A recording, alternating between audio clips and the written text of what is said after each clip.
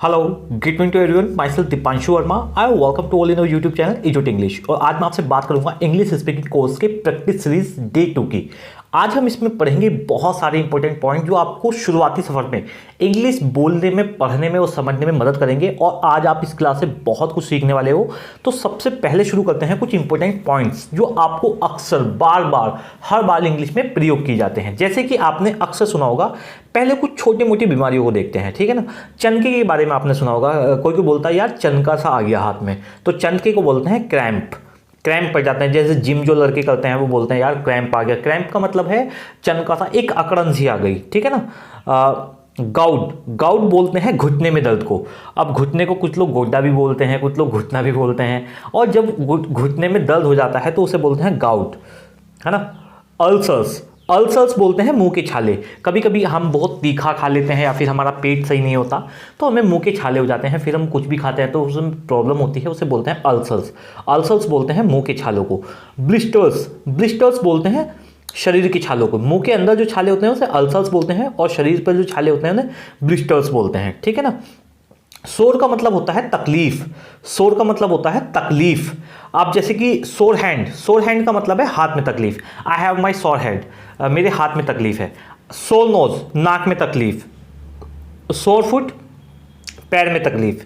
सोर फुट का मतलब होता है पैर में तकलीफ। एक बार फिर से देख लें। क्रैम्प माने चनका, गाउट माने घुटने में दर्द, अल्सर्स माने मुंह के छाले, ब्लिस्टर्स माने शरीर के छाले। सोर हैंड का मतलब है हाथ में तकलीफ होना। सोर नोज का मतलब है नाक में तकलीफ होना। सोर फुट का मतलब है पैर में तकलीफ होना। अभी हम गोट का भी बताऊंगा। गोट बट प्रेजेंट में यूज किया जाता है। इसका मतलब क्या है, आप देखो, एक वर्ड आपने सुना होगा कम और गो। कम और गो, गो और कम, इन दोनों की जगह एक वर्ड आता है जिसे बोलते हैं बी। बी, कम और गो दोनों के स्थान पर आ जाता है। जैसे कि आपने अक्सर ऐसा सुना होगा, sorry for being late. Sorry for being late, being का मतलब है यहां देर। सॉरी फॉर बीइंग लेट का मतलब है देर से आने के लिए माफी चाहता हूं। सॉरी फॉर कमिंग लेट, यानी कि देखो कम के स्थान पर क्या आ गया, बी। कम और बी, कम और गो दोनों के स्थान पर बी आ जाता है। सॉरी फॉर कमिंग लेट, देर से आने के लिए माफी चाहता हूं, या फिर ऐसे बोल सकते हैं सॉरी फॉर बीइंग लेट, देर से आने के लिए माफी चाहता हूं। थैंक्स फॉर बीइंग हियर, आप देखो यहां आने के लिए धन्यवाद। जब कोई व्यक्ति को, जब किसी चीफ गेस्ट को स्टेज पर बुलाया जाता है, वो आ जाता है तो बोलते हैं थैंक्स फॉर बीइंग हियर, यहां आने के लिए धन्यवाद। तो देखो आने के लिए भी और जाने के लिए भी, है ना। थैंक्स फॉर बीइंग देयर, वहां जाने के लिए धन्यवाद। तो बीइंग जो है कम और गो के स्थान पर, दोनों के स्थान पर कभी कभी आ जाता है, मैक्सिमम। कब नहीं आता वो मैं अगली बात स्लाइड में डिस्कस करूंगा। इसके बाद हम चलते हैं। आप देखो हफिंग एंड पफिंग का मतलब होता है, जब आपने देखा होगा जब कोई आप बहुत तेज हांफते हो, आप रनिंग करके आए हो तो उसे हांफने को बोलते हैं हफिंग एंड पफिंग। तो आपका दोस्त आपके पास बहुत ज़्यादा तेज हांफता हांफता आया क्योंकि उसके पीछे कुत्ता पड़ा हुआ था, तो आपने कहा भैया why are you huffing and puffing, तुम क्यों हाफ रहे हो, why are you huffing and puffing, तुम क्यों हाफ रहे हो। हबल बबल बोलते हैं हुक्का को। हुक्का मैंने बचपन में बहुत पिया है, मेरे दादाजी भी पीते थे, परदादाजी भी पीते थे, और मैं उनके पास चला जाता था तो बड़ी मुश्किल से वो मुझे एक दो घूंट पिलाते थे, ठीक है ना। हबल बबल बोलते हैं हुक्के को, हबल एंड बबल बोलते हैं हुक्के को। और पफिंग माने पीना, है ना। हफिंग एंड पफिंग का मतलब होता है हाफना, लेकिन पफिंग माने होता है पीना। तभी मैंने कल एक चीज आपको सिखाई थी, हैव ए पफ, एक दम मार ले। हैव ए पफ, ये रहा, हैव ए पफ, एक दम मार ले। तो पफिंग माने पीना, हुक्का पीना, सिगरेट पीना, इस तरह से। हैव ए पफ का मतलब होता है दम मारना। तो ये क्या है, why are you huffing and puffing, तुम क्यों हाफ रहे हो। He is puffing hubble bubble, वह हुक्का पी रहा है। When did you buy this TV, आप देखो he is puffing hubble bubble. आप देखो मैं आपसे एक क्वेश्चन पूछ सकता हूँ, do you puff hubble bubble, क्या तुम हुक्का पीते हो। आप बोल सकते हो I am not taking huffing and I am not puffing hubble bubble but sometimes I puff hubble bubble, मैं अभी तो हुक्का नहीं पी रहा हूँ लेकिन कभी कभी मैं हुक्का पीता हूँ। आप देखो when did you buy this TV, When did you buy this TV, तुमने टीवी कब खरीदा। When did you buy this mobile, तुमने मोबाइल कब खरीदा। When did you buy this clothes, तुमने कपड़े कब खरीदे। When did you buy this fan, तुमने फैन कब खरीदा। तो इस तरह से ये हम बहुत सारे क्वेश्चन बोल सकते हैं। Where did you buy this TV from, पहले हमने पूछा कि तुमने टीवी कब खरीदा, When did you buy this TV। अब हम पूछ रहे हैं where did you buy this TV from, तुमने टीवी कहां से खरीदा।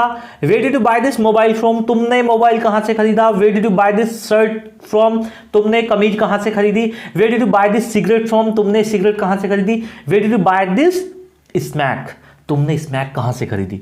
Where did you buy this, where did you bye LSD, तुमने LSD कहां से खरीदी। LSD का मतलब होता है लास्ट स्टेज ऑफ ड्रग्स, ठीक है ना। तो इस तरह से वुड यू, आप देखो वुड आता है जैसे सम्मान, किसी से विनम्रता के साथ आप कुछ जब पूछते हैं। तो मैं दिल्ली गया और दिल्ली में मुझे एक बहुत ही सुंदर लड़की मिली और वो मेरठ आ रही थी, तो मैंने उससे पूछा would you drop me at Meerut, क्या आप कृपया मुझे मेरठ छोड़ देंगी। Would you drop me at Meerut, क्या आप कृपया मुझे मेरठ छोड़ देंगी। Would you drop me at Meerut, क्या तुम कृपया मुझे मेरठ छोड़ दोगी। I have not got time even then I try to drop you Meerut, उस लड़की ने कहा आई हैव नॉट, मैंने आपको बताया था एंड का प्रयोग is not, are not, am not, has not, have not सबके लिए होता है। और अगर आपको ये समझ नहीं आया तो भैया एंड की एक स्पेशल क्लासेस जरूर पढ़ना। इंग्लिश स्पीकिंग का एक एडवांस टूल है, 100% आप एक डिफरेंट लेवल का कॉन्फिडेंट फील करोगे अपनी इंग्लिश में एंड की यूज़ को सीखने के बाद। तो आई हैव नॉट गॉट टाइम, मुझे समय नहीं मिला। हैव नॉट को मैं शॉर्ट में एंड भी बोल सकता हूँ, या तो हैव नॉट बोल दो या फिर एंड बोल दो। I have not and got time, मुझे समय नहीं मिला। इवन देन, नहीं तो I try to drop you Meerut, नहीं तो मैं तुम्हें मेरठ छोड़ने का प्रयास करता। हैज़ ही गॉट टीवी, क्या उसे टीवी मिल गया। हैव यू गॉट टीवी, क्या तुम्हें टीवी प्राप्त हो गया। What TV have you got, तुम्हें कौन सा टीवी मिला। देखो किसी भैया ने दूसरे भैया से कहा यार मेरी ना शादी हो रही है लेकिन टीवी मेरे भाई को मिलेगा। तो आपके दोस्त ने आपसे पूछा हैज़ ही गॉट टीवी, क्या आपके भाई को टीवी मिल गया। हैज़ ही, क्या उसको टीवी मिल गया। अब आपके दोस्त ने कहा नहीं नहीं यार मेरी सास का कल फ़ोन आया था, वो कह रही है कि टीवी हम आपको ही देंगे। तो आपने उससे पूछा हैव यू गॉट टीवी, क्या तुम्हें टीवी मिल गया। उसने कहा हाँ भैया मिल गया मुझे टीवी, मुझे मिल गया टीवी, मुझे मिल गया टीवी। आपने कहा what TV have you got, भाई साहब तुम्हें कौन सा टीवी मिला है। What TV have you got, तुम्हें कौन सा टीवी मिला है।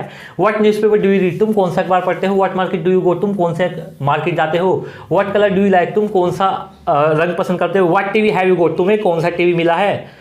he and got TV, he has not got TV, उसे अभी टीवी नहीं मिला है। I have got TV, मुझे टीवी मिल गया है। I have got LG TV, मुझे LG का टीवी मिला है, मुझे LG का टीवी मिला है।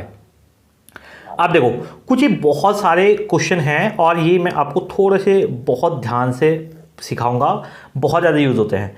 रिसाइड, लिव तो आपने पढ़ा होगा, लिव माने रहना।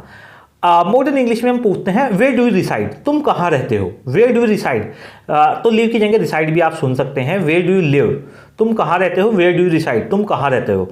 Where are you learning English from, तुम अंग्रेजी कहाँ से सीख रहे हो। Where are you learning computer from, तुम कंप्यूटर कहाँ से सीख रहे हो। Where are you learning math from, तुम मैथ कहाँ से सीख रहे हो। Where did you buy this computer from, तुमने कंप्यूटर कब खरीदा। इट इज़ माई कंपल्सन, यह मेरी मजबूरी है। इट इज़ माई कंपल्सन, यह मेरी मजबूरी है। आपकी गर्लफ्रेंड ने आपको कहा कि कल आज जो है शाम 4 बजे यानी कि दोपहर में 4 बजे PVS सिटी स्क्वायर मॉल मिलेंगे रजौरी गार्डन में दिल्ली में। आपने कहा ठीक है मैं जाऊँगा। आपकी गर्लफ्रेंड ठीक 4 बजने से 5 मिनट पहले वहाँ पर आ गई और वो वहाँ पर 5 घंटे तक खड़ी रही, रात के 9 बजे तक, ठीक है ना। और रात के 9 बजे तक जब वो खड़ी रही और आप वहाँ पर नहीं पहुँचे तो अगले दिन आपने उस पर कॉल पे बात की, उसने कही भाई तू क्यों नहीं आया था। आपने कहा because you know well that it is the getting hot day by day and it was so summer yesterday, that is why it is my compulsion, यह मेरी मजबूरी है। इट इज़ माई कंपल्सन, यह मेरी मजबूरी है। आई कांट कम, मैं नहीं आ सकता। आई कुडंट कम, मैं नहीं आ सका। And I will not come if you call me again, यदि तुम मुझे दोबारा भी बुलाओगी तो भी मैं नहीं आऊँगा क्योंकि गर्मी बहुत ज़्यादा है भाई, गर्मी से बचना, गर्मी हो रही है गंदी। इट इज़ माई कंपल्सन, यह है मेरी मजबूरी है। डोंट कंपेल मी, मुझे मजबूर मत करो। आई एम कंपेल्ड, मैं मजबूर हूँ। डोंट कंपेल मी, यार मुझे मजबूर मत करो। आई एम कंपेल्ड, मैं मजबूर हूँ। जब आप दो बहुत बड़ी मुश्किलों में फंस जाते हैं तब आप बोलते हैं यार मेरे एक तरफ कुआं और एक तरफ खाई है। इस सेंटेंस को बोलते हैं I am between devil and deep blue sea. I am between devil and deep blue sea, devil का मतलब होता है शैतान और ब्लू सी का मतलब है बहुत गहरा नीला समुद्र। तो ऐसा बोलते हैं खजूर से गिरा और पेड़ में अटका, मेरे एक तरफ कुआं और एक तरफ खाई है। I am out of water into the fire, I am out of water into the fire. I am out of water, मैं पानी से बाहर हूँ।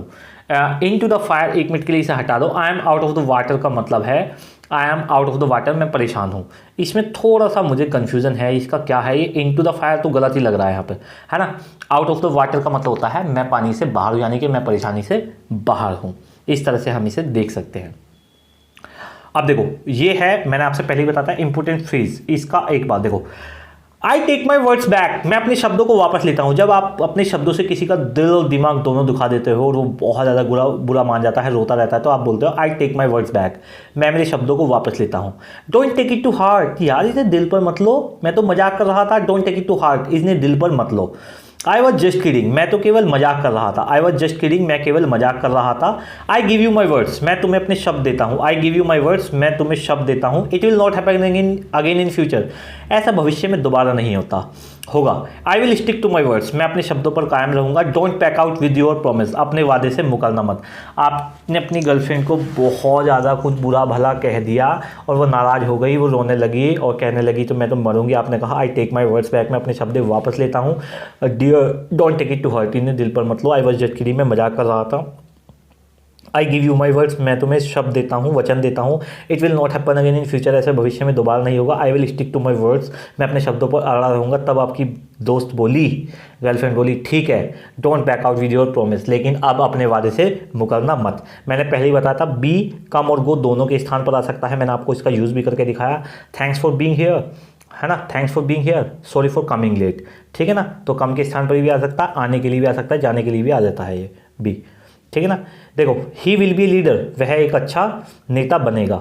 आई will not leave you on lurch, मैं तुम्हें बीच मझधार में नहीं छोड़ूंगा। भैया भैया भैया बहुत ध्यान से समझो, जब रिलेशनशिप में दो लड़के लड़की या फिर दो लड़के लड़के या फिर दो लड़की लड़की आपस में बहुत ज़्यादा कस्में वादे खाते हैं कि हम तुम्हें बीच में नहीं छोड़ेंगे, हम कभी भी एक दूसरे का साथ नहीं छोड़ेंगे, 7 जन्मों तक एक दूसरे का साथ निभाएंगे, तब हम बोलते हैं I will not leave you on lurch, मैं तुम्हें बीच मझधार में नहीं छोड़ूंगा।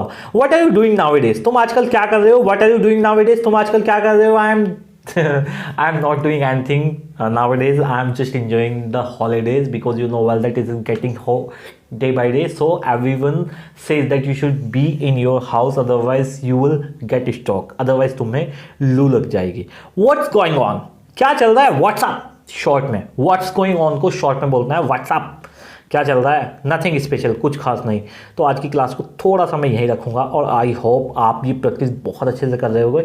ये पूरी 21 दिन की सीरीज है और आज इसका दूसरा दिन था। 100% ठीक 21 दिनों में हम एक डिफरेंट लेवल पर तो एटलीस्ट पहुंच चुके होंगे, और जो भी कोई बहुत ज़्यादा मेहनत के साथ प्रैक्टिस करेगा पूरी गारंटी है कि वो इंग्लिश बहुत अच्छे से बोल भी जा पाएगा। तो आज की क्लास को सिर्फ इतना ही रखते हैं। अपना ध्यान रखिए, have a good time, bye bye.